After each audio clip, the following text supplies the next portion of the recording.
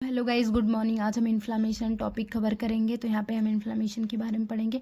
Inflammation एक ऐसी process है जैसे कोई फॉरेन पार्टिकल हमारी बॉडी में एंटर करता है, ठीक है। तो हमारी बॉडी उसके अगेंस्ट जो इम्यूनिटी बनाती है उसी को हम इन्फ्लामेशन बोल सकते हैं, या हमारी बॉडी उसके प्रति जो इम्यूनिटी बनाती है और उसको किल कर देती है, ठीक है, इम्यूनिटी बनाकर उस फॉरेन पार्टिकल को, तो उसको हम इन्फ्लामेशन बोलेंगे। अब इन्फ्लामेशन हम आगे देखेंगे कॉज ऑफ इन्फ्लामेशन। तो इसका जो कारण होता है वो कई कारण होते हैं। फर्स्ट हमारा फिजिकल एजेंट हो गया, सेकंड हमारा केमिकल एजेंट हो गया, एंड थर्ड जो हमारा है बायोलॉजिकल एजेंट है, एंड फोर्थ हमारा एंड लास्ट इम्यूनोलॉजिकल डिसऑर्डर, ठीक है। तो फर्स्ट में फिजिकल एजेंट में हम पढ़ेंगे बर्न, पढ़ेंगे ट्रामा एंड रेडिएशन। ये तीनों कारण फिजिकल के हो गए। एंड जो केमिकल एजेंट है इसमें टॉक्सिक है, ड्रग्स है एंड पॉइजन्स है। एंड हमारा थर्ड बायोलॉजिकल एजेंट में bacteria, virus and fungi. And fourth and last में हम पढ़ेंगे इम्यूनोलॉजिकल डिसऑर्डर। इसमें हमारा antigen, antibody and hyper sensitivity reaction भी इसका एक कारण हो सकता है इम्यूनोलॉजिकल में, ठीक है। अब हम देखेंगे टाइप्स ऑफ इन्फ्लामेशन। तो इसके टाइप हम देखेंगे दो हैं, acute inflammation and chronic inflammation. अब इन दोनों में सबसे पहले हम फर्स्ट वाला देखेंगे, acute inflammation, okay. Acute inflammation short term process होता है। इसको शॉर्ट टर्म डिजीज़ भी बोल सकते हैं या शॉर्ट टर्म प्रोसेस भी बोल सकते हैं। एंड अब आगे हम देखते हैं हमारा जो एक्यूट इन्फ्लामेशन का प्रोसेस होता है, ये जैसे हमें इन्फेक्शन हो गया, इन्फेक्शन से 1 से 2 घंटे बाद तक ये प्रोसेस स्टार्ट हो जाती है। एंड जब इन्फेक्शन पूरी तरीके से ख़त्म हो जाता है तो ये प्रोसेस बंद हो जाती है। तो ये जो हमारा प्रोसेस होता है कुछ घंटे या कुछ मिनटों तक ही चलता है। होप यहाँ तक आपको अच्छे से समझ में आया होगा। एंड इसका हम एग्जांपल देख लेंगे। ये जो हमने एक्यूट का देख रखा था, एक्यूट इन्फ्लामेशन का, तो इसमें हमारा है पहला पेन है। पेन जैसे जब पर्सन किसी अफेक्टेड एरिया को टच करता है तो वहाँ पर उसे पेन या दर्द फील होता है, उसी को हम पेन कहते हैं।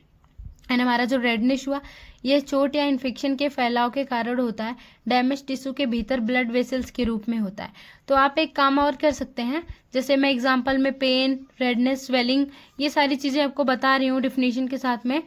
हालांकि ये हिंदी नोट्स है, तो आप चाहें तो सिर्फ पेन, रेडनेस, स्वेलिंग भी याद कर सकते हैं, उससे भी आपको नंबर मिल जाएंगे। एंड हमारा जो थर्ड हम देख रहे हैं, रेडनेस तो हमारा हो गया। थर्ड हम देखेंगे इन्फेक्टेड प्लेस में फ्लूइड के जमा होने के कारण होता है स्वेलिंग। जैसे स्वेलिंग हमारा कब होता है, जैसे कोई इन्फेक्टेड एरिया है उसके प्लेस में अंदर फ्लूइड जमा हो जाता है, तो उसके कारण हमें स्वेलिंग भी आ सकती है।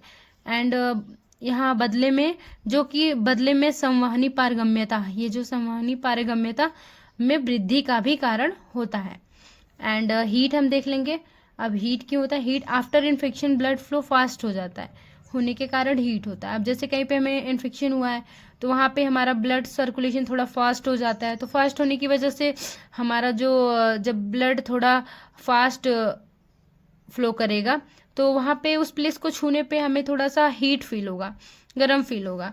तो कहीं ना कहीं वो एक कारण होता है, उसको हम हीट बोल सकते हैं। वहाँ पे जो गर्म फील हो रहा है तो उसको हीट बोल सकते हैं। अब हम देखेंगे क्रोनिक इन्फ्लामेशन। पहले हमने देखा एक्यूट इन्फ्लामेशन, दूसरे नंबर का क्रोनिक था, तो ये क्रोनिक अब यहाँ से देखेंगे। यह slow and long term process होता है जो कि कई महीनों या सालों तक चलता है। अब शायद आपको पता है, मैंने पहले में बताया था शॉर्ट टर्म प्रोसेस था, कुछ घंटों कुछ दिनों तक था वो। और ये जो क्रोनिक इन्फ्लामेशन है इसका जो टाइमिंग है ये स्लो होता है लेकिन लंबे टाइम तक चलता है। जैसे बहुत धीरे धीरे इसकी शुरुआत होती है बट ये महीनों कई सालों तक भी चलता है, ओके। अब हम आगे देख लेंगे। अब आगे हम देखेंगे हमारा जो क्रोनिक इन्फ्लामेशन था क्या कारण हो सकता है उसको बढ़ाने में। Cause of chronic inflammation, chronic inflammation को बढ़ाने के कारक। तो फर्स्ट हमारा ओल्ड एज हो गया, ज़्यादा उम्र, एंड ओबेसिटी, मोटापा भी हो सकता है, स्मोकिंग, धूम्रपान करना भी हो सकता है, स्ट्रेस, तनाव भी हो सकता है, स्लीप प्रॉब्लम, ठीक है, सोने की समस्या भी।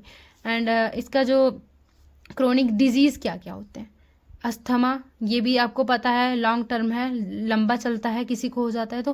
कैंसर भी लंबे टाइम तक इसकी दवा होती है, तब भी बहुत किसी का ठीक होता है, किसी का नहीं।